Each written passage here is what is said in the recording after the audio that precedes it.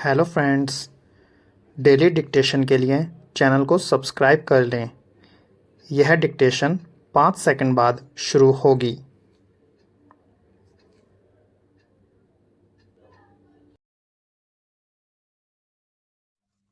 Start. संयुक्त राष्ट्र सुरक्षा परिषद में सुधार की दरकार अनेक मौकों पर रेखांकित की जा चुकी है। अभी G20 शिखर सम्मेलन के मंच से प्रधानमंत्री ने भी इसकी ज़रूरत पर बल दिया।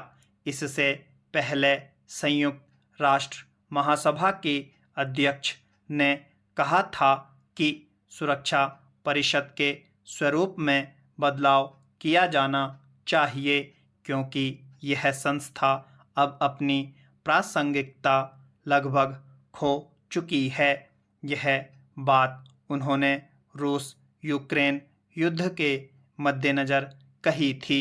पिछले साल संयुक्त राष्ट्र महासभा को संबोधित करते हुए अमेरिकी राष्ट्रपति जो बाइडेन ने भी कहा था कि इस संस्था को और समावेशी बनाया जाए ताकि वह आज की दुनिया की ज़रूरतों को बेहतर तरीके से पूरा कर सके। सुरक्षा परिषद में स्थायी और अस्थायी दोनों तरह के सदस्यों की संख्या बढ़ाई जानी चाहिए। इनमें अफ्रीका, लैटिन अमेरिका और कैरेबियाई देश भी शामिल हों। भारत कई मौक़ों पर यह बात दोहरा चुका है, मगर इस बार चूंकि G20 शिखर सम्मेलन के मंच से प्रधानमंत्री ने यह बात कही तो उसका अलग मतलब है। दरअसल दुनिया का स्वरूप काफ़ी तेज़ी से बदला है। इसमें केवल कुछ देश शक्तिशाली की कतार में खड़े होकर नए विश्व की वास्तविकताओं से आंखें नहीं चुरा सकते।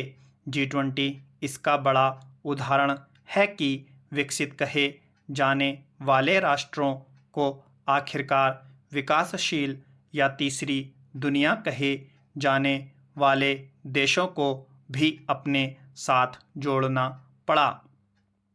संयुक्त राष्ट्र सुरक्षा परिषद के गठन के बाद से अब तक इसके सदस्य देशों की संख्या 4 गुना बढ़ चुकी है, मगर इसमें मुख्य वार्ताकार वही 5 देश हैं जो शुरू में रखे गए थे। उन्हीं 5 देशों को स्थायी सदस्यता प्राप्त है और वे जिस मुद्दे पर जो राय बनाना चाहते हैं, जैसा फैसला करना चाहते हैं, कर लेते हैं। वे परस्पर अपने हितों में संतुलन बनाने का प्रयास करते देखे जाते हैं।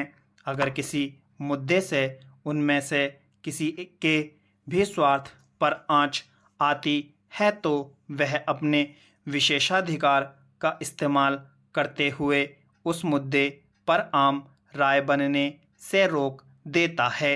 इस तरह कई मौक़ों पर देखा गया है कि अब कोई देश किसी अन्य देश पर युद्ध थोप देता और संयुक्त राष्ट्र घोषणा पत्र के नियमों का उल्लंघन करता देखा जाता है। तब सुरक्षा परिषद चुप्पी साधे रहती है। रूस की तरफ से यूक्रेन के खिलाफ छेड़े गए युद्ध में भी यह साफ साफ देखा गया। रूस चूंकि खुद सुरक्षा परिषद का सदस्य है, इसलिए उसके खिलाफ सुरक्षा परिषद की कड़ाई की कोई अपेक्षा नहीं की जा सकती।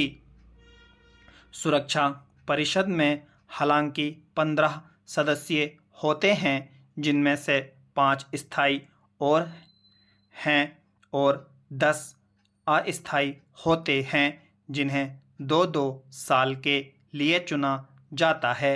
मगर जब भी कोई अहम फैसला करना होता है तो स्थायी सदस्यों की ही सहमति मान्य होती है। वे 5 देश हैं: अमेरिका, चीन, रूस, फ्रांस और यूनाइटेड किंगडम। जबकि अब भारत, ब्राज़ील, जर्मनी, 54 देशों का अफ्रीकी समूह आदि दुनिया के भू राजनीतिक और आर्थिक परिदृश्य में ज़्यादा अहमियत रखते हैं। इन्हें संयुक्त राष्ट्र सुरक्षा परिषद में स्थायी सदस्यता न दिए जाने से वैश्विक मामलों में लिए जाने वाले निर्णयों में स्पष्ट असंतुलन नज़र आता है। इसीलिए अब दुनिया के तमाम देश संयुक्त राष्ट्र की संस्थाओं में बदलाव की मांग उठाते देखे जाते हैं, मगर मुश्किल यह है कि इसके स्थायी सदस्य ऐसे किसी बदलाव को लेकर उदासीन ही देखे जाते हैं।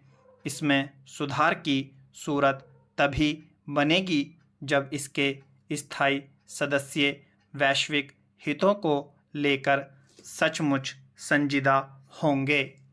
स्टॉप।